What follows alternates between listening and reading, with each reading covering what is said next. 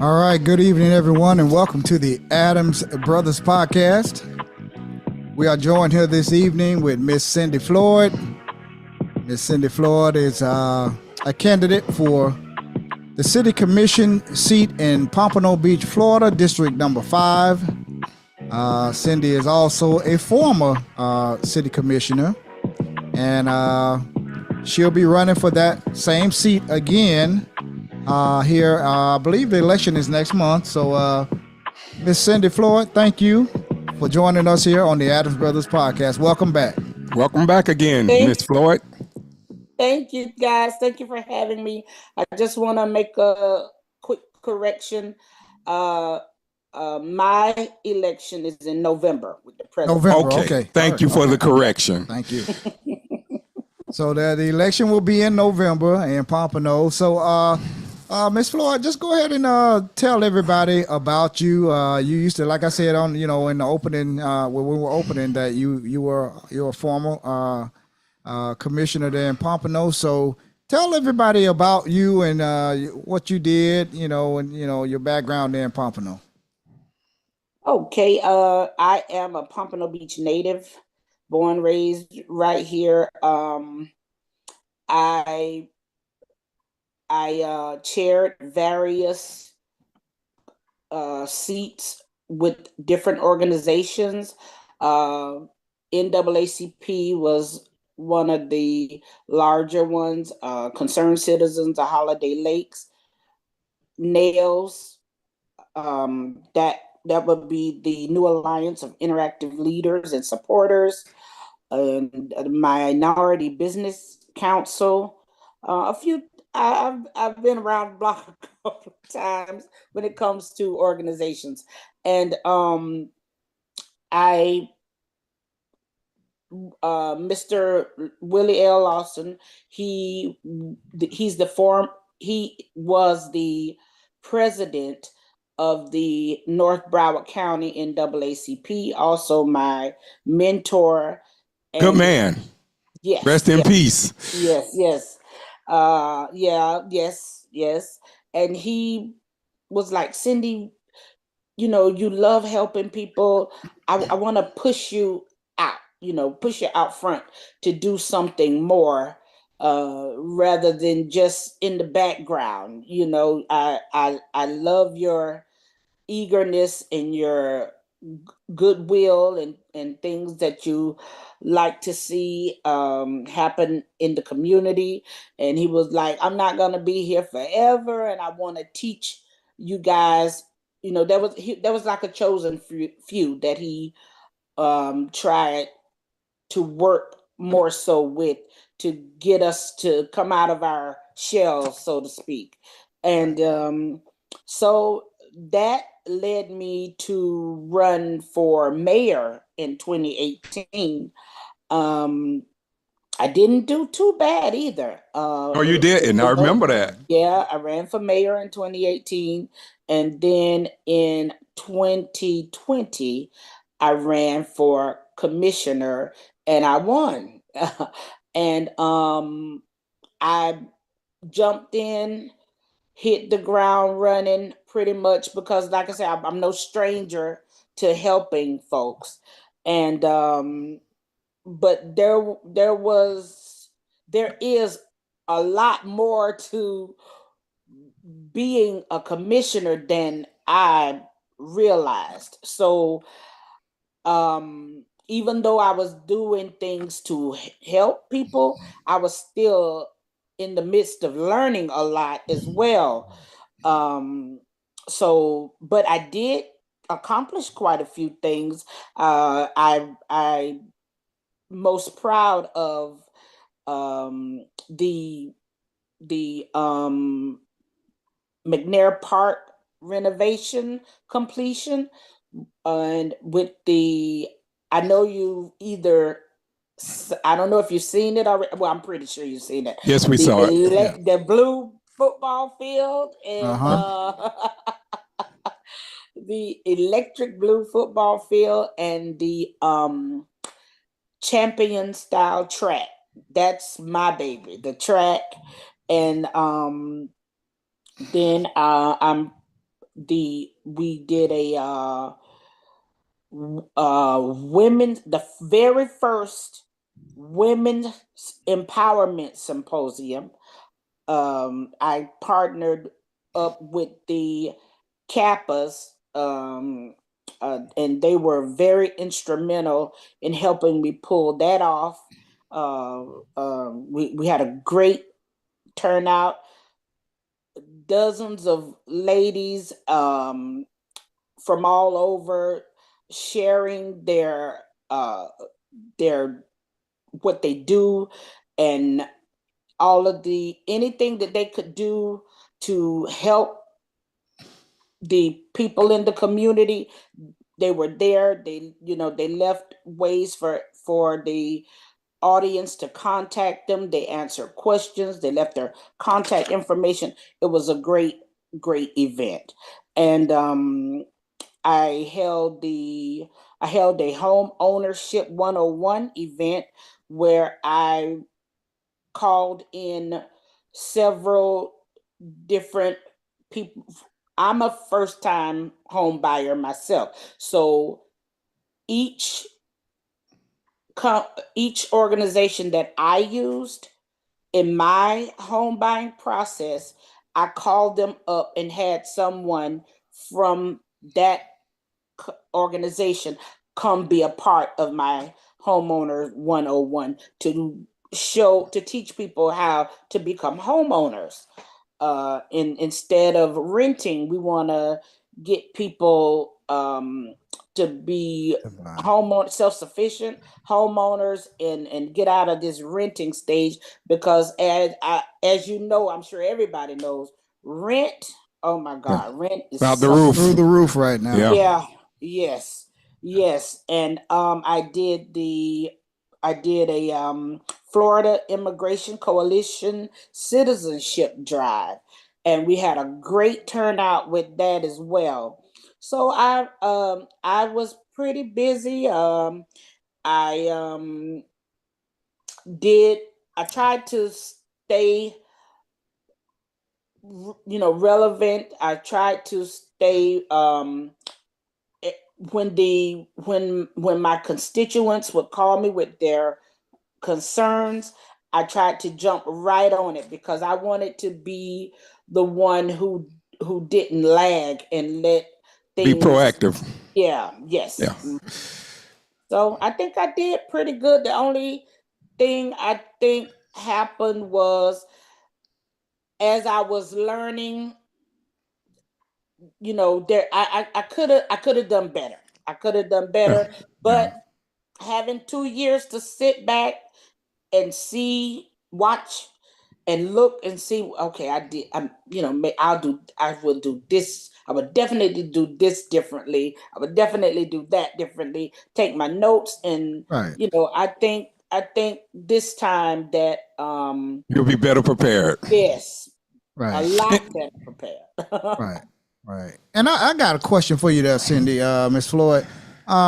I hear some of the commissioners up here, like the commissioners here in Deerfield Beach, they would say that it took them at least 2 years to get a grasp on what was going on the commission up there.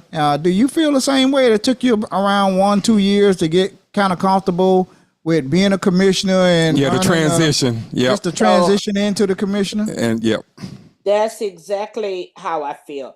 As soon as I was starting to get my feet wet good, and starting to learn the ropes, it was time to campaign. I mean, I really, I didn't have enough time to to put my best foot forward. Right. But I do think in the time that I had, I did a pretty good job, I would say. Right. Yeah. So you think you're that now, looking back, you think you have identified what you did wrong, and you can make the necessary corrections if elected this time, correct? Absolutely. I really some things I as I look back, I just kick myself. I'm like, oh, Cyndy, but it was a learning curve, Yes, it is. Right. Right. Yes, it is. It's a transition. That's why I said that was like what Daryl said. That was like something I was going to ask. How was it transitioning? Because you're home, sitting home peaceful. Before that, you were sitting home peaceful, and now all of a sudden, as commissioner, you start getting all these phone calls. People have this problem, that problem, and I was just wondering myself, how was that transition from going from a peaceful life to a more hectic life of people calling with this problem, that problem? Because I always ask everyone that. Yeah, it was a change. It was definitely a change. But like I said, by me being on different boards and things, various boards and things like that already, I was kind of in the loop of that sort of thing, but just not to that degree. Yeah. That's what was so different. And I mean, and people think you can snap your fingers and things will be done. And it just doesn't work that quick. There's a process to things. Then a lot of things we have to vote on. And if everybody else doesn't vote with you, then they'll say, oh, she's not doing anything. Oh, he's not doing anything. But if you come to those meetings and see that only 2 people are voting for what we're trying to get done in the Northwest section, if nobody else votes with us, Yeah. it doesn't go through. I'm not going to say it doesn't happen. It's a longer process because you don't give up. You keep fighting for it. You have to convince those other commissioners why you want that, you know. Yeah. Oh, we see that everywhere, Cyndy. That's everywhere. City. Yeah. At least you always able to have 2 black commissioners, you and Miss Perkins on there. We still waiting for history to be made here, where one day here in Deerfield we can at least get 2 black Americans on the commission dais. So history was made definitely with you down there. And yeah. We only have one black face up there on the commission, and that's the black face from District 2. And wow. Like I say, hopefully one day we'll get more people that look, you know, black Americans up there, and you know, and they can fight harder, a little bit harder for some of the things we need in our districts. And you never can satisfy everyone when you're up there on that commission. Someone is gonna just, he's not doing nothing, she's not doing nothing, but they don't. The thing is, they're never involved. They don't never follow the meeting. So how would you know what that person is doing or not doing when you don't even follow the meetings or go to the meetings? So how would you know? Now, if you just dislike me, just go on and say you dislike me. But don't try to say I'm not doing anything when you don't even follow the meetings or come to the meetings or involved. And then most of the meetings are on Zoom, and they're on YouTube. You can watch it live and see what's going on, even if you can't make it, you know. Some of us, we're just too lazy to even hit a couple buttons and watch the live video, or even go back and watch the playback. You know. Are there any black people running in Deerfield? We just had an election last year, so our incumbent commissioner Ben Preston is in until 2027. So that's when the next election here would be in 2027. So it's only we still got 2.5 years right now to have the commissioner in there. That's current commissioner that's there. But we're trying to get things like what you were saying earlier about the track field. You know, we're working on that right now. Amphitheater, everything y'all have down there. Arts Center. We're trying to get all of that up here. Oh, okay. Good. But what I was saying is, in the different districts, other than District 2, some of the African Americans, they gotta get out and run. You know, if they think that they can do the job, if you know, you get out, you run, you try, and you know, to show the people what you know that you can do. Right. And that's all. You just have to get out and vote, get out and run. And we have Yeah, African Americans in every district here, but I guess they feel for right. some That's reason what I they can't mean. win. Yeah. And also, Cyndy, we attended a town hall meeting in Pompano. I think it was back in April, might have been back in April here, where the sheriff came to the Pat Larkin Center. And they had a good turnout there, and they were talking about crime in Pompano, shootings that Gun we've seen a violence. rash of shooting, gun violence, and people all over Pompano, not just in your district, over in Miss Perkins' district, were demanding change. They were demanding code enforcement, more code enforcement. What do you think, from being a native Pompano, what do you think can be done more, or the solution to a lot of the gun violence that's going on, not just in Pompano, but here in Deerfield, Fort Lauderdale, and all across the Tri-County area? But you would know more about your district. What do you think some of the solutions are, and what can be done to stem some of that gun violence? Good question. Good question.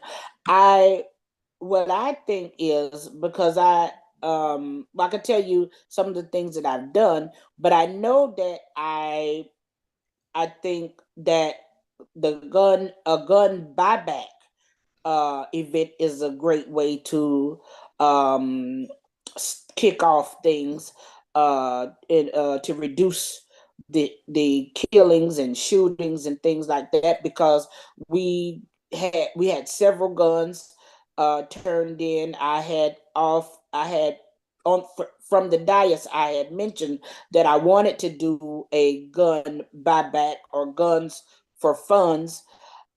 However, I remember that I was told that that's usually done more from like the mayoral stand of side of things. So I was like, okay. So the mayor did get the gun buy back done, and we did pretty well in that. I think all cities should do things like that, where the city puts together funds to get people to turn the guns in, and they pay them for them, and to get those guns off the streets.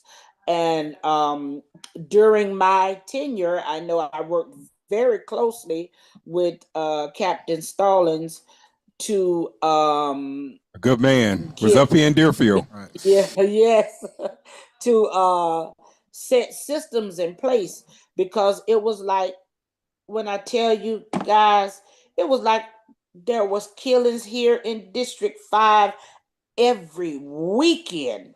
Yes. Up at a And particular store down there on 27 down there. It's always at that store down there. yeah, no, but I think the worst one happened where a young man on 2nd Street, he was feet. All he had to do to get in his front door was cross the street, and someone gunned him down, shot him. He had about 30 holes in him, 30 Wow. shots. And his mother heard the gunshots ring out and just ran to the door to look out, and noticed that it was her son. Hmm. So that was a big thing here, other than all of the killings up by the store. And Captain Stallings and I worked closely, as I said, and he, set some systems in place. He put extra police patrol on a special watch um, type deal, and then he, to just gave us more police presence throughout the neighborhoods. We had units parked at each corner. We had then the I don't know how familiar you are with Pompano, but there was a motel right on the corner there of 31st and Hammondville, which is Hammondville is also Martin Luther King. Yeah. I'm native Pompano, so I say Hammondville. But Right. Yeah, we know. they put they had units at the motel. Um, we did everything. We also had police on bicycles riding through the neighborhood, but the one thing I told Captain Stallings, I said, what I think should happen is, I remember growing up in the Blanche Ely Estates, because it was the projects, but just before Liberty Park, Detective Dunlap, he would come over, park his car, get out, and walk the whole neighborhood. He had built up a relationship with all of the parents. And when the kids saw him, they loved and respected him. And I really, really, really think that contributed to us having less shootings and violence back in the day.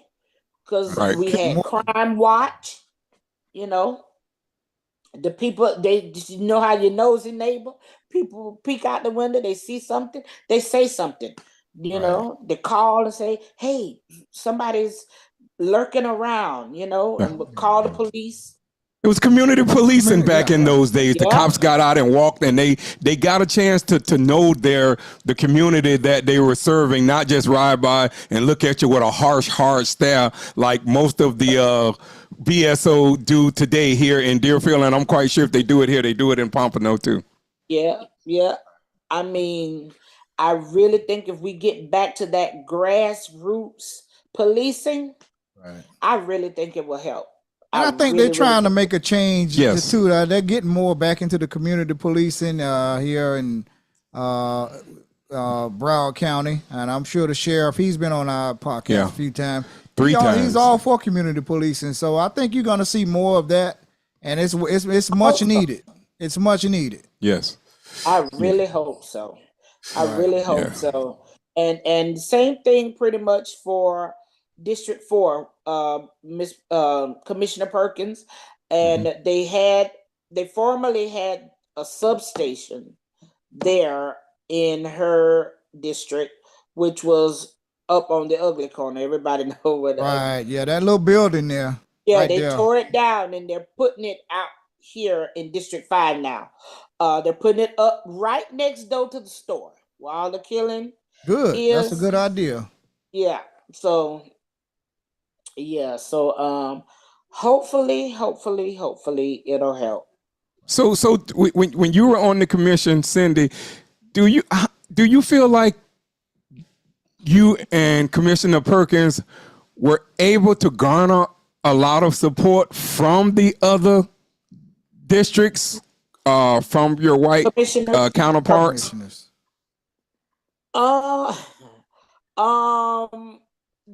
Depending on what the issue was.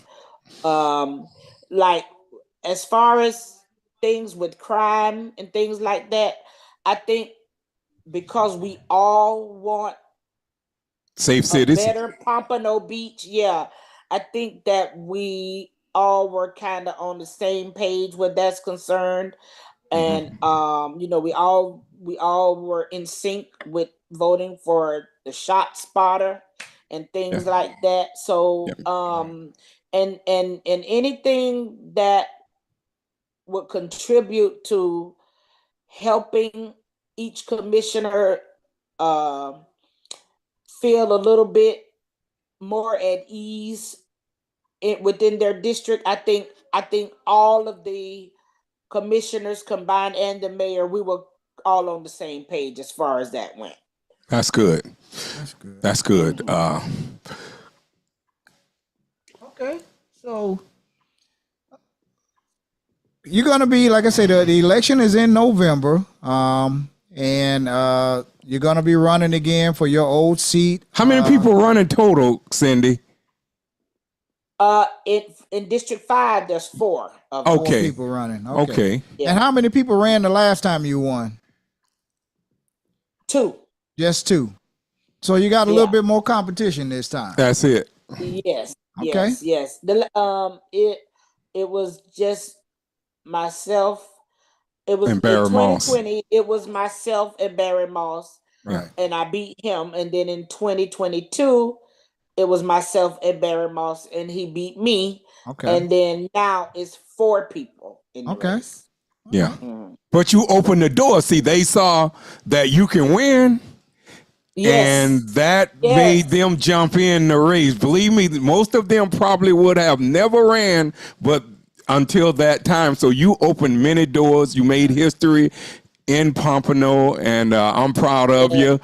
Before we Thank you so much. give you the floor, I hope to see you back here soon with some of the Miami Dolphin games. As Right. everyone That's knows, where we met you at. that's the where we Miami met Dolphins Cyndy game. at, right here, pretty much That's at my right. house with the Miami Dolphin games. Yeah. That's right. That's right.